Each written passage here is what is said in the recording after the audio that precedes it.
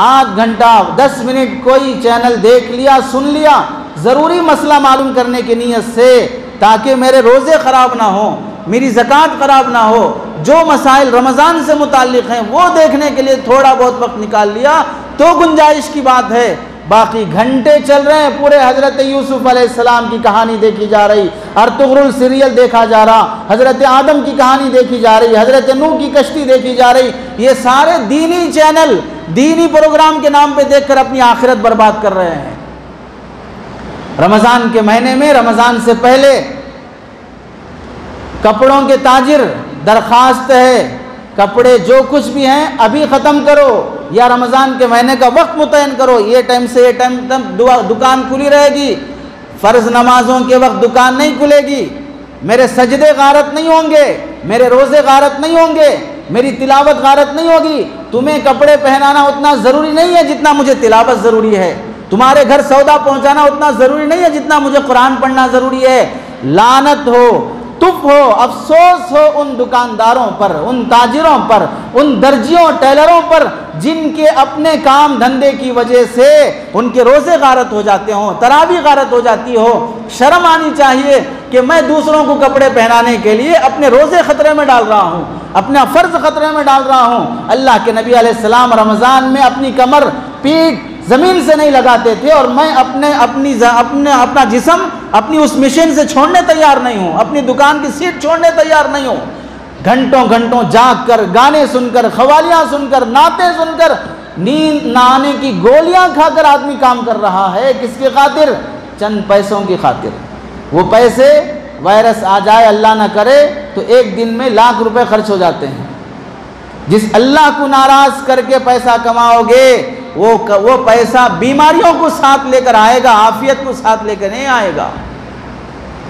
इस वास्ते रमज़ान के मुबारक महीने में अभी से तैयारी करो, अभी से सौदा सामान मंगाओ, घर की औरतों का जहन बनाओ।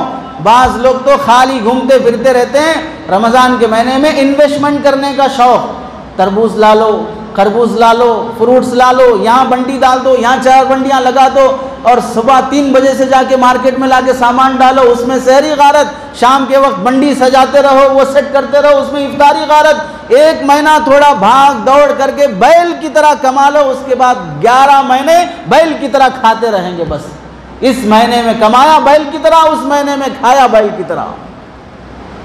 कौन सा बिजनेस है, कौन सी तिजारत है? रमज़ान का महीना आखिरत कमाने की खातिर है, रमज़ान का महीना नेकियां कमाने की खातिर है। इस वास्ते बुजुर्गों, रमज़ान के महीने की तैयारी अभी से करो। पकवान का महीना ना बनाओ, झगड़ों का महीना ना बनाओ, कपड़ों का महीना ना बनाओ, फ्रूट्स का महीना ना बनाओ। बड़ा अफसोस और ताज्जुब होता है जब कोई गैर मुस्लिम भाई ये कहता है हमसे कि अन्ना तुम्हारा रमज़ान पंडुगा, तुम्हारा हलीम पंडुगा कब आएगा? रमज़ान के महीने को हलीम की ईद, हलीम का महीना बना के रखा है। हर गली में हलीम की भट्टी, हर गली में हलीम की भट्टी अभी से शुरू होती जा रही है।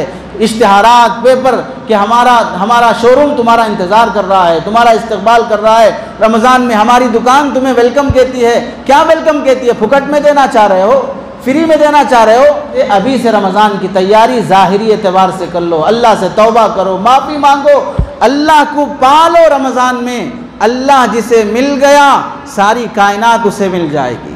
अल्लाह जिसे मिल गया उसकी दुआएं आसमानों पर लम्हों और मिनटों में कबूल हो जाएगी। अल्लाह जिसे मिल गया जिसके बच्चे नहीं हैं उसे औलाद मिल जाएगी, जिसे नौकरी नहीं है उसे दौलत मिल जाएगी। अल्लाह जिसे मिल गया, जिसके घर में शादी नहीं होती है उसके घर में जोड़े बन जाएंगे। शर्त है कि अल्लाह उसे मिल जाए। इस वास्ते ये महीना रब को पाने का महीना है। ये महीना दीनार और दिरहम, पैसे और सिक्कों को पाने का महीना नहीं है।